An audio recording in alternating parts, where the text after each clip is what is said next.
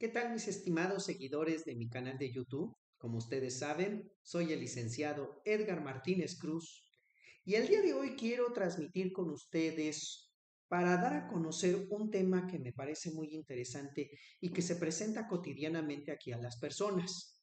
He visto que aquí en el despacho nos llegan muchos problemas de esta índole y por eso quiero dar a conocer este tema, que es el referente a identificar cuándo estamos frente a una rectificación de acta y cuándo estamos frente a una aclaración de acta. Y cuando hablo de acta me refiero a un acta de nacimiento, un acta de matrimonio, un acta de defunción o alguna de aquellas que regula o en su caso expide el registro civil. Quiero hacer la aclaración que no en todos los estados de la República Mexicana, ni siquiera en la Ciudad de México, se hace el trámite de la misma manera.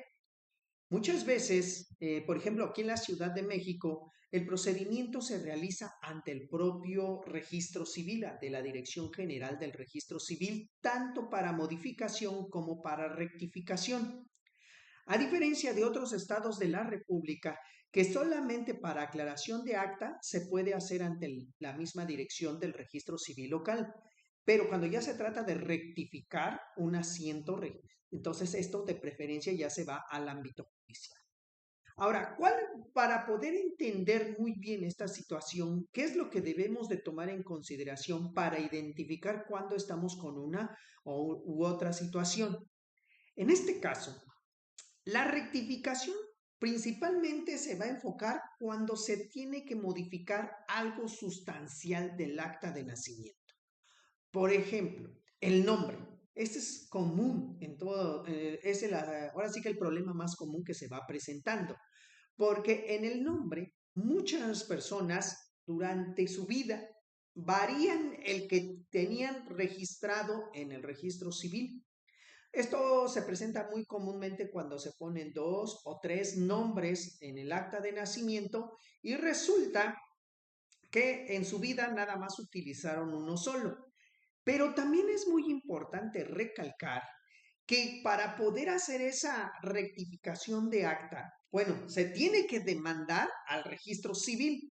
Muchos van a decir, ¿qué tiene que ver? ¿Por qué se demanda al registro civil si a lo mejor la variación del nombre fue por la misma persona que cambió esa circunstancia? Pero bueno, como en este caso la persona al cambiar su nombre y este nombre lo utilizó en diversos actos públicos, privados, y que así se ha venido ostentando en toda su vida, entonces amerita adecuar esa realidad social que se está presentando conforme a la situación en el acta de nacimiento. Pero ello es necesario hacerlo mediante un juicio. Se hace ante un juez civil o de lo familiar y se pide la rectificación. Esto es lo que les digo, se hace en las entidades federativas, pero en el caso de la Ciudad de México, esta se realiza ante el propio registro civil. Ahora sí que la Dirección General del Registro Civil, y ahí se hace una revisión del asunto y en su caso se emite una resolución para ver si procede o no esa rectificación. Y en las entidades federativas es vía judicial. Eso es lo que, como les digo, es una variación sustancial dentro del acta, inclusive hasta el apellido.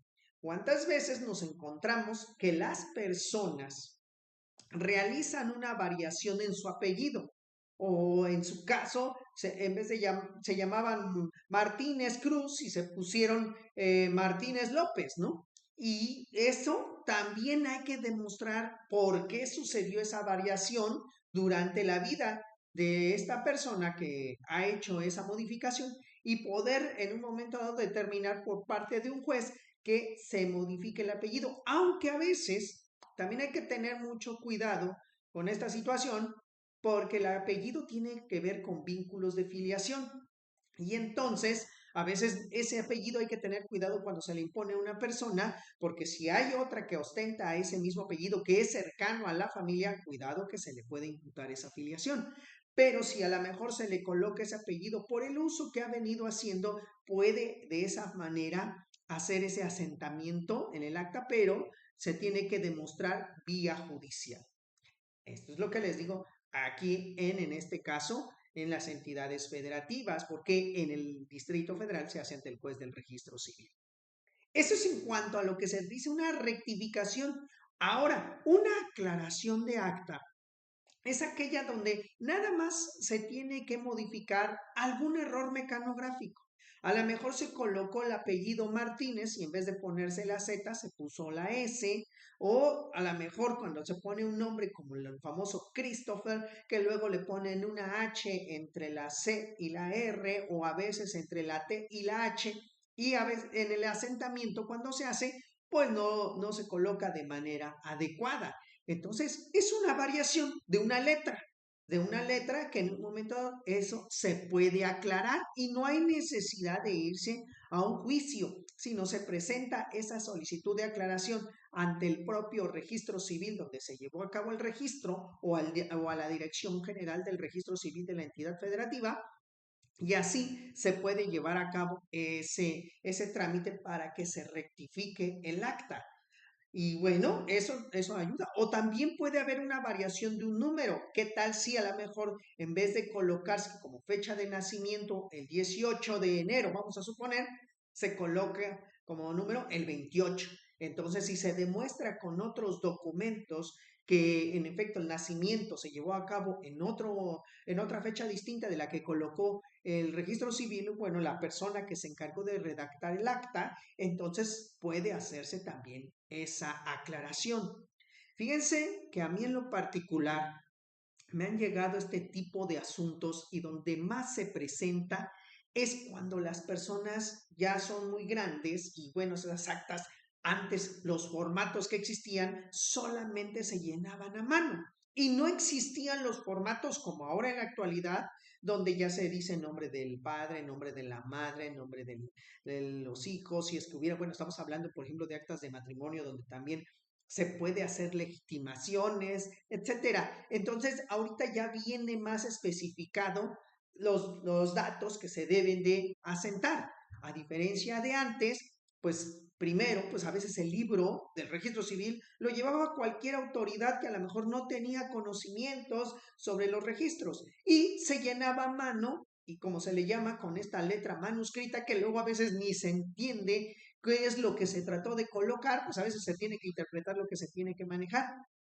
Y pues nomás lo redactaban así con los datos que ellos consideraban que eran necesarios y por esa circunstancia se levantaba el acta. ¿Y qué me ha tocado a mí ver principalmente en algunas entidades federativas, por ejemplo, como estoy en el estado de Oaxaca? ¿Qué es lo que a mí me toca ver mucho?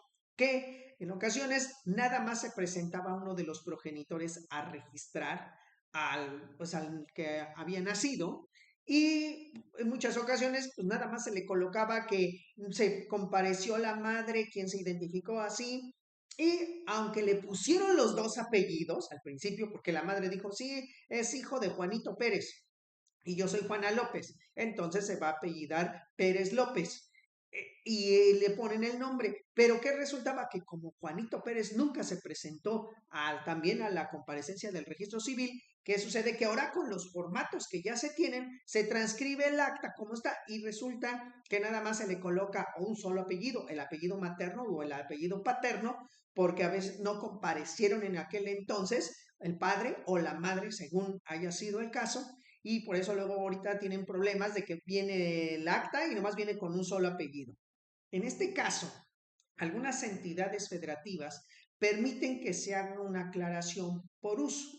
¿Qué quiere decir esto? Bueno, pues yo he venido usando mi segundo apellido, nadie me ha reclamado y además así me he ostentado públicamente y siempre en mis actos públicos y privados he asentado los dos apellidos. Se demuestra esta circunstancia ante un juez del registro civil, o sea, o oficial, que según la entidad federativa que se tenga, o también se puede hacer mediante juicio. Por eso les digo, aquí tenemos que atender lo que dispone cada código civil o cada código de procedimientos civiles por el momento todavía que sigue vigente de cada entidad federativa para poder hacer estas rectificaciones. Yo ahorita les doy un panorama general para que ustedes nada más tengan conocimiento de qué es lo que ustedes pueden hacer para resolver este problema y para que tengan un poco de conocimiento de esta circunstancia. Como les digo, en la Ciudad de México siempre se va a regir ante el juez del registro civil, pero en las entidades federativas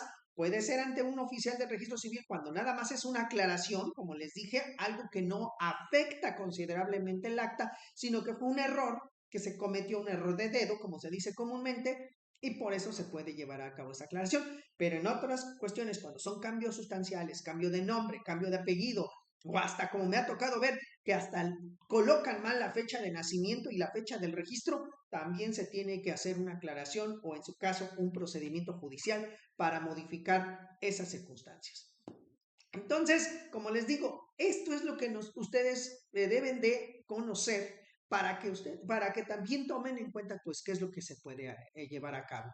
Y nada más como punto final, quiero comentarles que no hay que confundir esta situación. Estamos hablando de que aquí se rectifica o se modifica el acta porque hay una variación del nombre, pero con el ánimo de ponerlo actualizado y sobre todo conforme a la realidad social.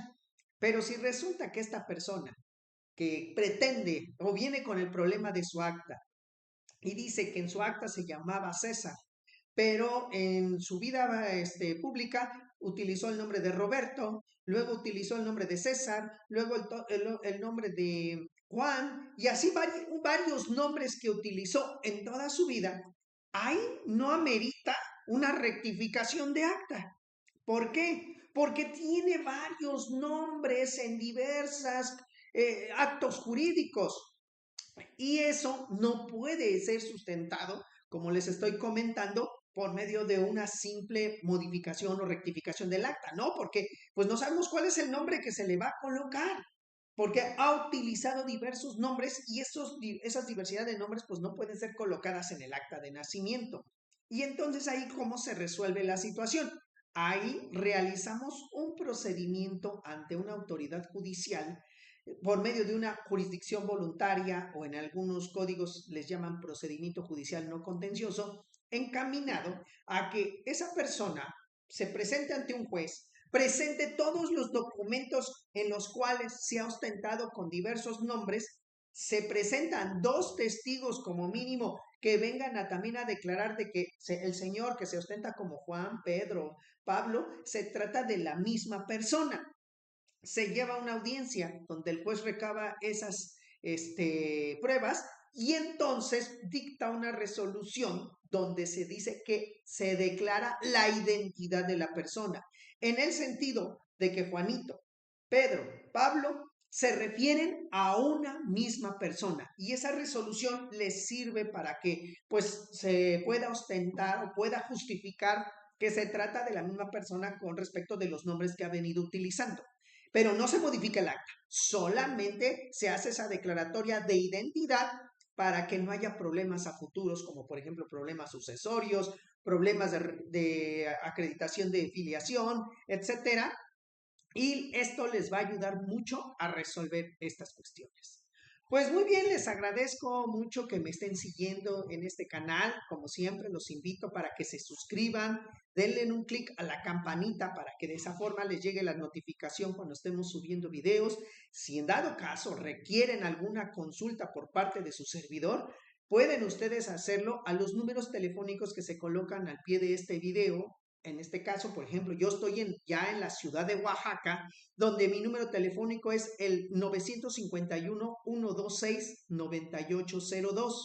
O también estoy en la Ciudad de México con el número telefónico 55-38-96-28-56.